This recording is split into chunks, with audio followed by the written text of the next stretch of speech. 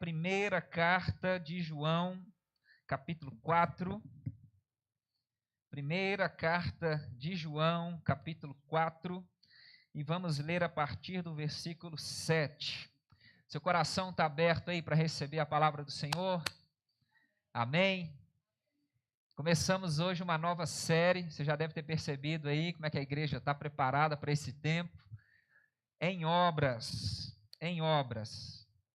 E eu espero que seu coração esteja aberto para receber a obra de Deus na sua vida, o toque de Deus. Ele é aquele que nos restaura, Ele é aquele que cuida de nós, e Ele é aquele que tem sempre a palavra sobre nós. E nós vamos ler uma porção dessa palavra, primeira carta de João, lá no finalzinho do Novo Testamento, capítulo 4, a partir do versículo 7. Todos encontraram? Amém? A palavra do Senhor diz assim para nós: Amados, amemo-nos uns aos outros, porque o amor procede de Deus. E todo aquele que ama é nascido de Deus e conhece a Deus. Quem não ama não conhece a Deus, pois Deus é amor.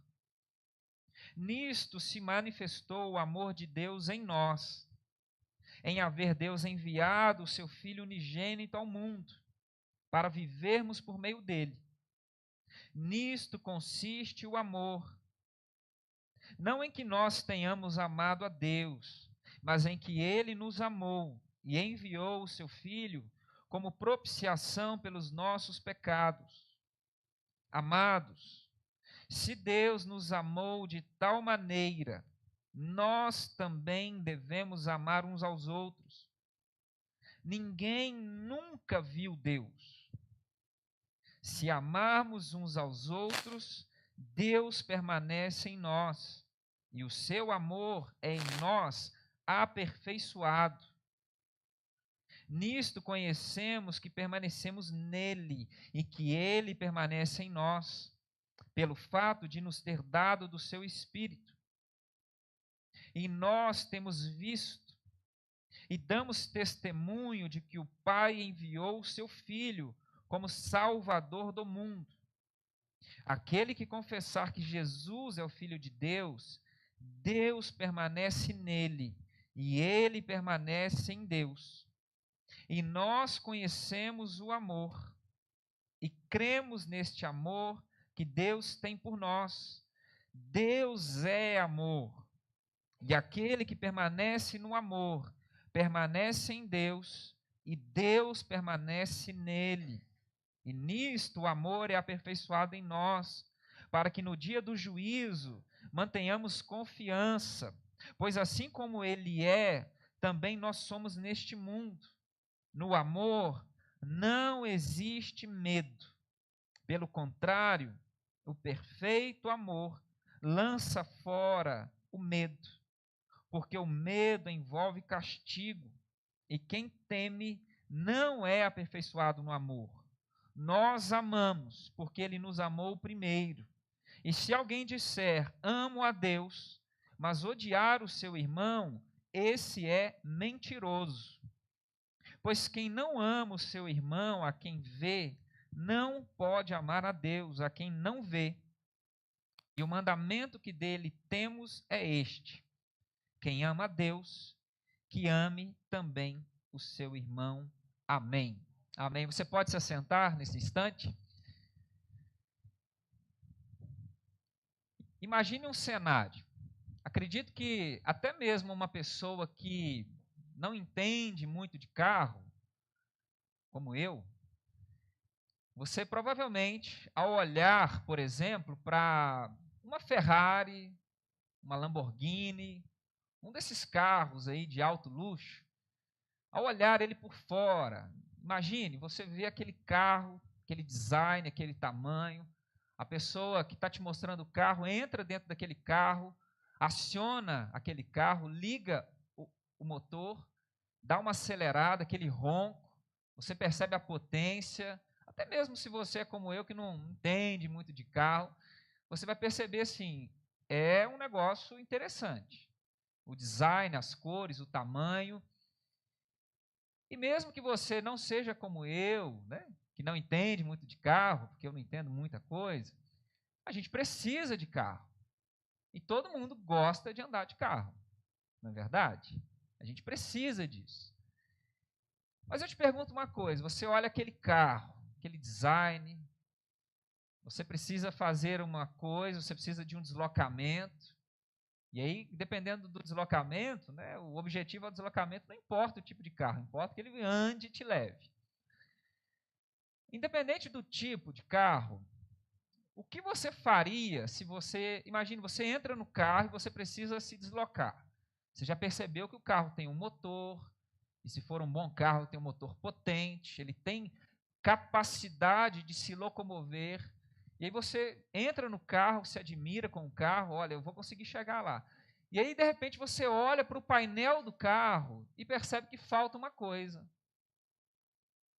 E aí você olha para a pessoa que está sentada na poltrona ali do motorista, você olha assustada para ela e percebe que falta uma coisa e você tem uma noção e tem uma sensação de que o motorista que está ali não percebeu que falta algo muito importante. E aí você, se for como eu, desesperadamente você daria um toque no motorista e fala assim, você vai arrancar com esse carro? E talvez ele diria assim, vou. Só que você falaria com ele o seguinte, mas como é que você vai dirigir esse carro? Tá, eu já entendi, o carro está bonitinho, tem um motor potente, mas ele não tem volante, você não percebeu isso? E eu não estou falando de carro automático, tá, esses carros futurísticos, né? E o cara olharia para você, ou a mulher, né, o motorista ali, e falaria assim, o que importa é ir para frente. O carro tem motor, basta acelerar, vão para frente. Você iria? Você continuaria? Você teria coragem de arrancar num carro? Você sabe que não é um carro moderno, né? Futurístico, sem volante, que ele só acelera. Você viu a potência, o motor potente, tem um ronco potente, mas o carro não tem volante. Ele só toca para frente, ele não tem direção. Ele é um carro desgovernado.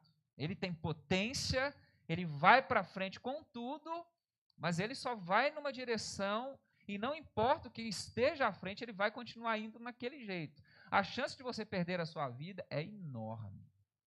É enorme. Eu não entraria num carro desse. Se eu tivesse entrado, eu sairia o mais rápido que eu pudesse. Parece bizarro a cena.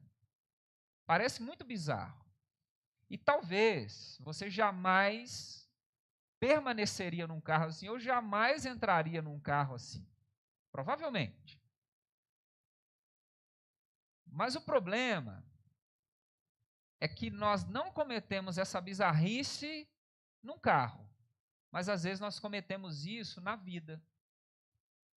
Nós entramos em projetos, em situações, em coisas humanas, ideias, que elas são até potentes, elas têm força, elas têm capacidade de se deslocar, de acontecer, elas têm potência, têm vida, têm capacidade de se locomover, mas elas não têm direção. Não têm direção. Elas têm força, elas têm capacidade, elas têm potência, mas são projetos desgovernados. E essa é a grande diferença, esse é o grande ponto, que vai fazer com que estejamos num bom projeto ou num mau projeto. Quando nós temos a direção certa. É isso que vai diferenciar um projeto verdadeiramente produtivo, que traz de fato fruto, ou de um mero ativismo.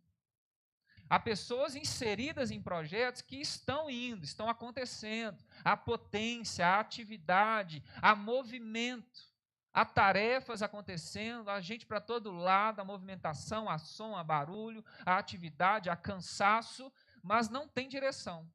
As coisas estão acontecendo desgovernadamente. E isso vai diferenciar se nós estamos num verdadeiro projeto ou num mero ativismo. Porque o ativismo é isso, a gente vai fazendo as coisas. Nós não paramos para pensar que essas ações, essas atividades, o que está acontecendo precisa caminhar para uma direção específica. Não é só movimento, porque movimentar por movimentar pode levar você para um abismo, para um buraco. Um carro sem volante, ele pode acelerar com tudo. E numa reta chamar a atenção, e todo mundo está fazendo as coisas, passa aquele carro, aquela moto, aquele barulhão, e todo mundo para, olha, quem admira, fala, olha que legal. Mas o cara pode estar indo direto para um muro, ou entrar dentro da casa de alguém, fazer um estrago, levar a vida de pessoas. Não é isso que acontece, por exemplo, nas altas estradas? A pessoa vai com tudo numa curva, perde a direção, tem potência, mas o carro passa direto na curva e capota. Tinha potência, tinha movimento, mas o resultado foi o quê? Acidente, morte, por aí vai. E quando nós pensamos na igreja, nós corremos um grande risco, se não pararmos para pensar no tipo de obra que nós estamos, na direção para a qual fomos chamados, nós corremos o risco de ser assim, de que essa bizarrice descrita por mim aqui seja a realidade da igreja. Potência, movimento, tarefas, atividades, agenda, gastos, reformas e por aí vai. Para quê?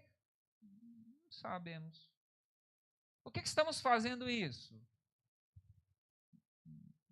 Me pediram para fazer. Qual o propósito disso? Faziam assim.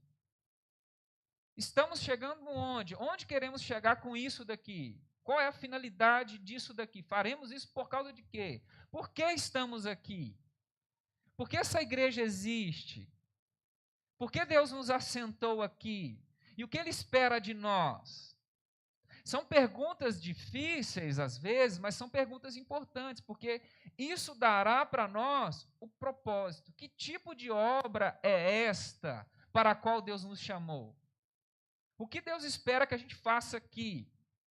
Gastamos o nosso tempo, o nosso dinheiro, as nossas habilidades, tantas e tantas coisas, deixamos a nossa própria vida num espaço como esse, e a grande pergunta é: para quê? O que nos motiva? Por exemplo, você saiu da sua casa hoje de manhã, sou grato a Deus pela sua vida, mas o que trouxe você aqui? O que você fará depois do que você ouvir e experimentar aqui? São perguntas importantes. E se nós não paramos para pensar a respeito do propósito, corremos o risco de sermos uma igreja meramente ativista. Faremos atividades. Sabe por quê? Porque toda obra começa com um propósito. Toda obra. Seja uma obra pequena ou uma obra grande, toda obra começa com um propósito. Me lembro quando soubemos da existência de Catarina, uma das primeiras coisas que veio na nossa mente, nós precisamos reformar o quarto. Precisamos organizar um quarto para ela. Não tinha. Tinha o quarto físico lá, era usado para outras coisas. Agora a gente precisa reformar o quarto, preparar o quarto, arrumar o quarto. Quando a pastora Leide e eu fomos nos casar, a preocupação é: precisamos de um lugar para morar. Então a gente precisa organizar a vida.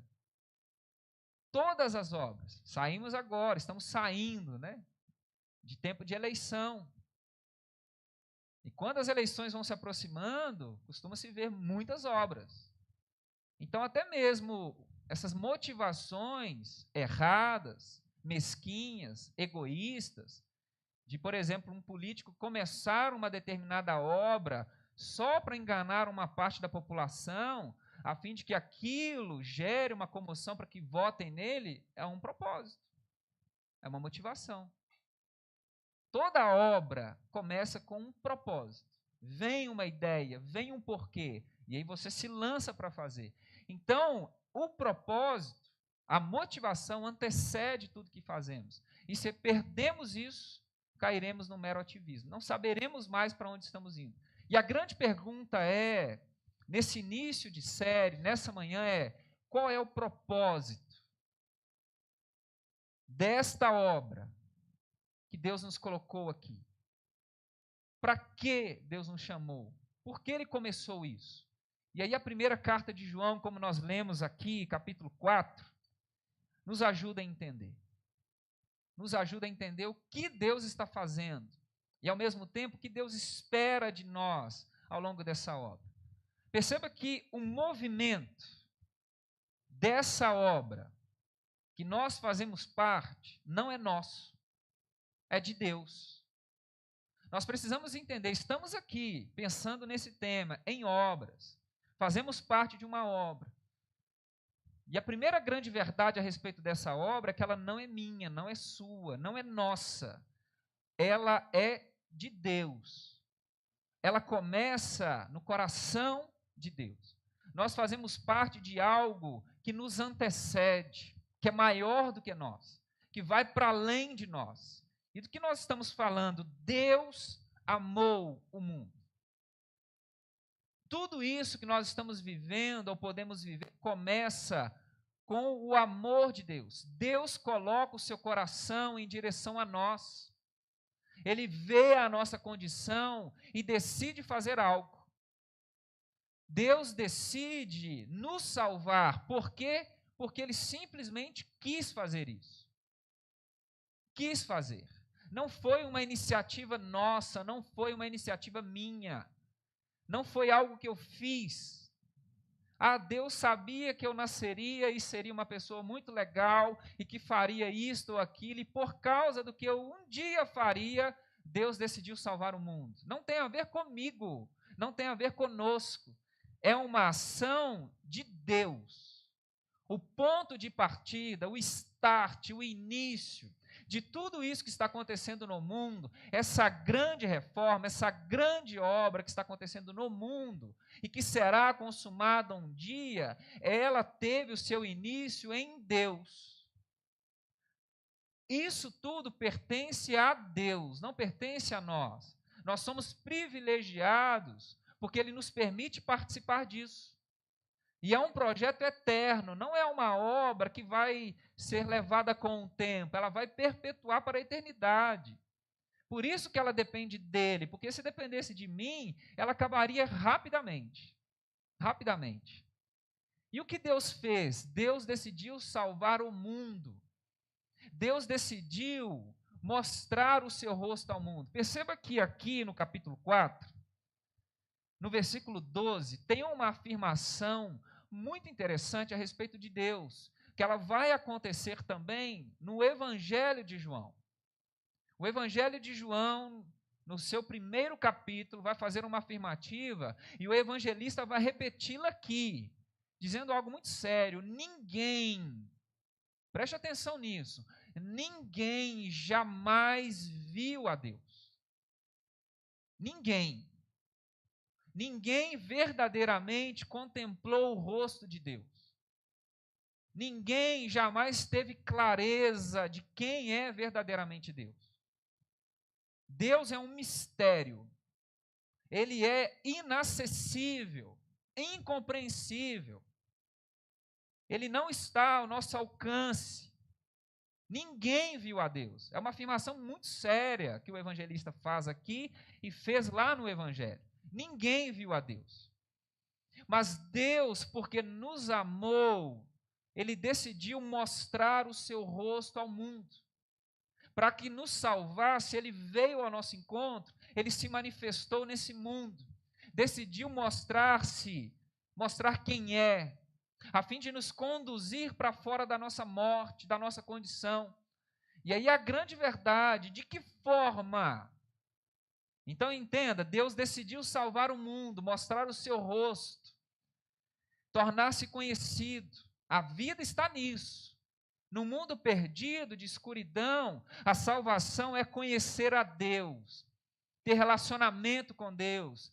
Estávamos perdidos, mortos, mas quando Ele mostra o seu rosto, Ele nos dá uma chance de irmos para fora da nossa escuridão. Irmos com Ele para experimentar a vida, porque a vida está nele. E no mundo perdido de escuridão, de morte, o rosto de Deus é o que nos salva. É o que nos leva para fora. Então, de que forma? Perceba, ninguém viu a Deus. E isso é sério porque quando o evangelista está escrevendo isso daqui, ele já está no final do primeiro século da era cristã. Há uma forte ideia, e o judaísmo vai nisso, vai ser até um ponto conflituoso, de que Moisés era o grande ícone. Moisés era o grande revelador, mas o evangelista está sendo radical aqui. Ninguém viu a Deus. Moisés pode ter tido uma ideia de quem é Deus, superficial.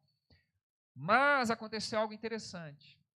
Deus decidiu mostrar o seu rosto para o mundo. E como ele fez isso? Ao enviar seu filho Jesus.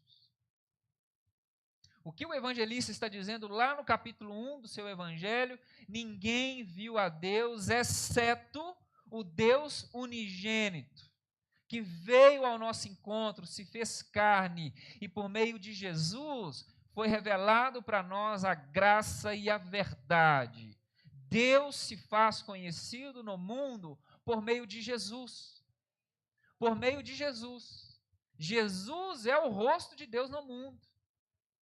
Então, quem quer ver Deus, precisa olhar para Jesus. Precisa olhar para Jesus. Então, Jesus é o jeito como Deus escolheu para se revelar ao mundo. O jeito que Deus escolheu para salvar o mundo. Deus escolheu salvar o mundo fazendo como? Por meio de Jesus. Jesus é o caminho para Deus. Jesus é o rosto de Deus. Jesus é a conexão com Deus. Por isso ele vai dizer para os seus discípulos, por diversas vezes, que eu e o Pai somos um. Me lembro de um episódio no capítulo 14 de João, quando ele, sabendo que havia chegado a sua hora, o seu tempo dessa existência histórica estava encerrado, ele estava se despedindo dos seus discípulos, ele disse o seguinte: eu vou para o Pai, mas vocês sabem o caminho, fiquem tranquilos. E os discípulos entram em desespero. Desespero. Como assim, Jesus? Que história é essa? Para onde que você vai? Que caminho? Qual é o caminho? Mostra-nos o Pai. Você vai abandonar a gente? Você está indo para onde? Como é que a gente faz para ter conexão com o Pai? Do que você está falando? Aí Jesus vai dizer algo muito sério. Se vocês tivessem me conhecido, vocês teriam conhecido o Pai. Porque não tem como eu dar para vocês um mapa ou apontar uma direção e dizer assim, vai. Não tem como, porque eu sou o caminho, eu sou a verdade, eu sou a vida. Eu e o Pai, nós somos um. Quem vê a mim, vê o Pai, e por meio de mim conhecerão o Pai. E por que isso é fundamental? Porque a vida eterna é esta, que conheçam o Pai, que conheçam o Filho. Então vocês estão entendendo a dimensão disso, a seriedade disso? Deus decidiu mostrar-se ao mundo por meio de Jesus. Olhar para Jesus, seguir Jesus, estar com Jesus é o caminho para o Pai, é o caminho da salvação. Dessa forma, Jesus salvou o mundo. E de que forma Jesus viveu? Manifestando o amor do Pai, dando a sua vida. Dando a sua vida. E o jeito de Deus agir no mundo foi tão controverso, tão contraditório, vimos um pouco disso na semana passada aqui, que o jeito como Jesus agiu no mundo escandalizou até os seus próprios discípulos. Porque eles imaginavam, sim, Deus virá, há uma expectativa, Deus vai agir. Então Deus decidiu agir de que jeito? Dando a sua vida. Servindo as pessoas. Então perceba, Jesus entendendo que a sua hora havia chegado, estava na hora de consumar a obra que o Pai havia lhe entregado. O que ele faz? Ele se levanta, tira as suas roupas, amarra uma toalha na cintura e começa a lavar os pés dos seus discípulos.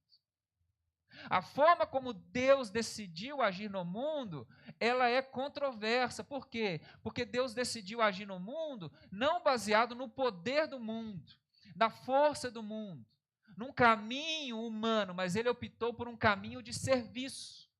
E o que Deus fez por meio de Jesus? Ele amou e serviu a todos nós. Ele gastou a sua vida por nós. E a grande expressão para nós, sem dúvida alguma, é essa que começa com Jesus lavando os pés e sendo pendurado numa cruz. Por isso, para o evangelista João, a cruz não é, de maneira alguma, a derrota de Deus, a derrota de Jesus. Já no início do seu evangelho, ele vai dizer assim: quando o Filho do Homem for levantado, ou seja, pendurado numa cruz, o Pai será glorificado no Filho. Então perceba, Deus decidiu agir no mundo de um jeito aparentemente contraditório.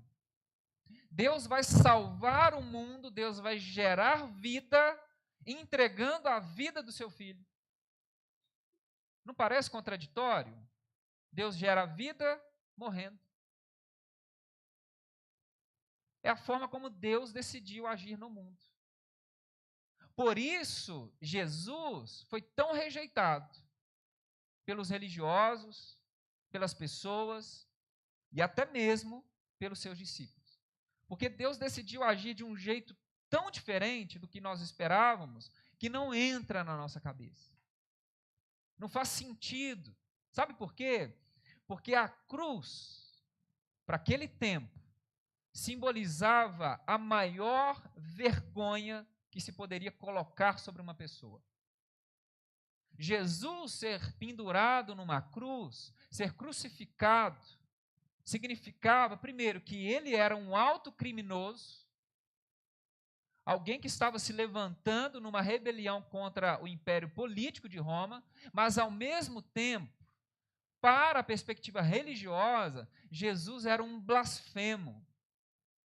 Ele blasfemou tanto o nome de Deus, ele estava tão longe de Deus, ele envergonhou tanto o nome de Deus, que a única morte possível para ele era a morte mais vergonhosa, e ele é pendurado numa cruz. Para você perceber a dificuldade da mente humana para captar a ação de Deus no mundo. Mas foi a forma como Deus decidiu agir. Foi a forma como Deus decidiu agir. Amando até o fim. O amor de Deus. Então o amor é o caminho de Deus para salvar o mundo. E ao mesmo tempo, o amor é o caminho para o qual Deus nos convida a viver. Sabe por quê? Porque uma vez que a existência humana, histórica de Jesus chegou ao fim, nós temos aí um dilema. Sabe por quê? Porque ele confiou a nós a continuidade dessa obra. Então, você está entendendo o que está acontecendo? Ele veio do céu, começou essa obra e nos chamou para quê? Para continuar essa obra. Que obra nós estamos falando? De tornar Deus conhecido no mundo. Sabe por quê? É impossível ver Deus a não ser por meio de Jesus. A não ser por meio da vida, das obras, das palavras e das ações de Jesus. É impossível ver Deus. Ele está afirmando aqui, quando o evangelista afirma isso daqui, Jesus, enquanto existência histórica, já tinha partido. Mas a obra continua, a obra segue.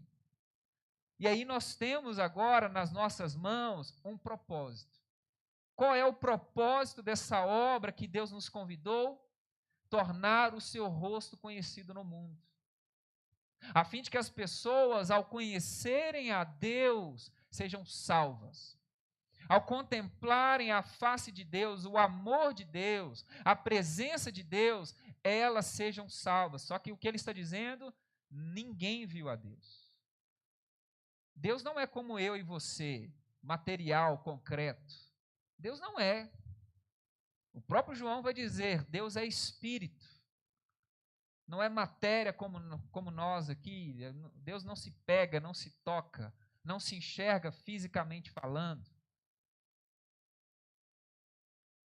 De que forma, então, é possível que hoje, uma vez que Jesus não está mais entre nós enquanto ser humano, do jeito que esteve lá no primeiro século, de que forma então Deus pode ser visto, contemplado, conhecido? Por meio de nós. Por meio de nós. Por isso o chamado de Jesus para os seus, de que é necessário negarmos a nós mesmos, assumirmos a nossa cruz e colocarmos atrás dele, para irmos com ele. Sabe por quê? Só será possível Deus ser visto por meio de nós e do que nós estamos fazendo, e aqui está a grande dificuldade, se nós formos parecidos com Jesus. Percebe a seriedade disso? Deus decidiu agir no mundo, o que ele fez? Mandou Jesus. O jeito que Jesus viveu mostrou o rosto de Deus. Jesus foi embora e nos comissionou, nos chamou, nos recrutou para a sua obra. E de que forma agora Deus será conhecido no mundo? Por meio de nós. Uma vez que nós abraçamos o discipulado de Jesus e decidimos viver pela fé e pelo Espírito, essa experiência de nos tornarmos mais parecidos com Ele, será possível que ao olharem para nós, seja para mim enquanto pessoa, ou nós enquanto comunidade, aí sim será possível ver o rosto de Deus. E de que forma nós vamos fazer isso? Só se formos parecidos com Jesus. E aqui a coisa fica séria. Sabe por quê? Se nós não estivermos nessa experiência de transformação, nós podemos fazer todo tipo de atividade. Podemos ter as melhores ideias, podemos ter a melhor música, a melhor estratégia, a melhor tinta, a melhor ornamentação, podemos ter o melhor ambiente possível. As pessoas não verão Deus. O rosto de Deus não será manifestado por meio de nós. Não será manifestado. Porque isso não tem a ver conosco. Não é algo assim, eu quero mostrar Deus. E eu vou lá e penso uma estratégia legal e faço aquela atividade. Não é assim. Porque Deus é visto quando eu me coloco nos próprios passos de Jesus. Quando eu sou a continuidade de Jesus. Não tem outro jeito. Não tem outro jeito. E por que nós precisamos entender isso, sabe? Porque a principal motivação da igreja, o nosso principal desejo enquanto igreja, deveria, eu vou usar deveria, porque nem sempre deveria que nós, de domingo a domingo, de atividade a atividade, de tudo que fizermos na vida da igreja, fôssemos mais parecidos com Jesus. Esse, independente de quem seja, esse deveria ser o nosso desejo. Sabe por quê? Porque sem esse desejo, sem essa experiência, é impossível cumprir o propósito dessa obra. Porque eu vou cumprir o propósito dessa obra, não é vindo mais cedo para ensaiar, não é vindo mais cedo para limpar a igreja, não é tirando uma boa foto, não é visitando alguém, não é fazendo alguma coisa específica, mas eu cumprirei esse propósito se e somente se eu for parecido com Jesus. É uma questão de essência, da interioridade do ser humano. Não é uma coisa externa, mas é algo que acontece dentro. E sabe qual é o grande problema? Nós esquecemos que essa obra não tem a ver conosco. Não é algo que tem a ver com o meu nome, com o meu desejo, com o meu querer, com as minhas preferências. Mas tem a ver com essa experiência de que eu me torne como Jesus. E sabe o que entristece? A gente encontrar na vida da igreja pessoas que estão muito mais interessadas em se parecer com a cantora X, com o jogador tal, conquistar esse ou aquele projeto, os nossos ícones, as coisas que nos movem, as pessoas que nós admiramos, As pessoas que são referências para nós, na maioria das vezes, não é Jesus. Ou pessoas que se parecem tanto com Jesus, que elas me levam mais para perto de Jesus. Mas são ícones humanos. Pessoas bem-sucedidas, sim, mas em projetos humanos. Alguns até promíscuos, ilegais, que não valem a pena. E aí a gente vê as pessoas admiradas, correndo atrás, se inspirando, querendo ser como fulano, beltrana. E a gente vê isso aonde? No vocabulário, nas músicas, nas roupas, no jeito, na forma como leva a vida, a mentalidade, e às vezes até o jeito como se comporta aqui dentro. Lá fora, na família, porque a referência de vida não é Jesus. O que impulsiona a grande sede não é ir para mais perto de Jesus, mas são ícones humanos. Eu, pessoalmente, tenho diversos ícones, diversas referências na minha vida nessa dimensão aqui. Diversas. Você sabe, talvez, que eu gosto de correr.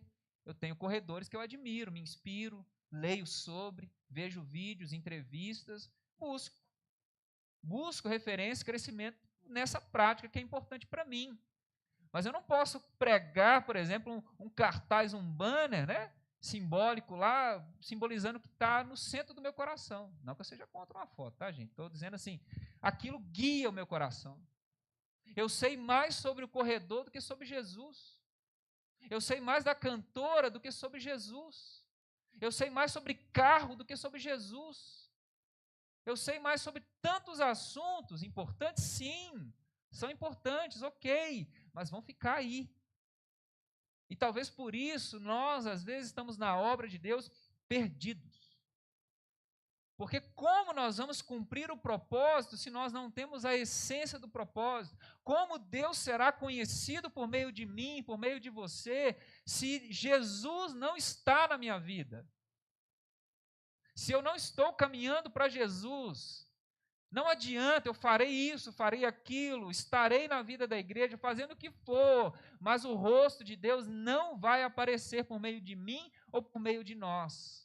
E sabe o que acontece? Frustração. Frustração. E o grande problema é que há frustração, por quê? Porque nós estaremos na vida da igreja, nós estaremos num projeto, nós estaremos numa obra que tem um propósito que vai puxar para cá, mas eu estou puxando para cá. Estou puxando para cá. É como se nós entrássemos, por exemplo, numa padaria, você é doido para comer um pão na chapa, doido para comer um pão de queijo, pedir um cafezinho, você está numa padaria. E aí você entra na padaria e fala assim, tem pão? E não, aqui a gente só vende fralda. Aí você vai lá fora, olha para a faixa, mas está escrito padaria aqui. Não, mas a gente decidiu vender fralda. Mas não é melhor trocar a placa? É isso. Para que nós existimos? Para que Deus nos colocou aqui? Para que Deus chamou você? Deu esse privilégio para você, para que o rosto de Deus seja conhecido. E de que forma isso vai acontecer? Se imitarmos a Jesus fazendo o quê? Amando e servindo as pessoas. Gastando a nossa vida em favor das pessoas.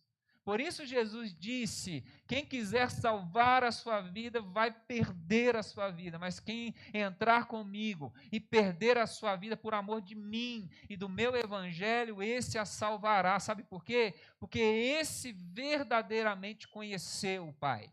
Por isso a afirmação tão categórica aqui de João, dizendo assim, que quem ama, conhece a Deus. Por quê? Porque Deus é amor. Deus é amor. Então nós precisamos entender isso, sabe por quê? Porque toda obra começa com um propósito.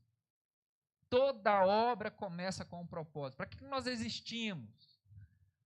Porque Deus levantou pessoas ao longo de toda a história dessa igreja? Porque Deus levantou você? Porque há um mundo lá fora precisando ver Deus.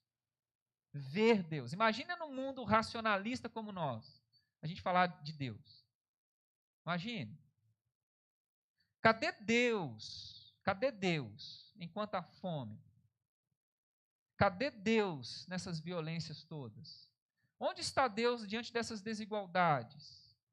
Diante de tanta violência, estupro, abusos, corrupção?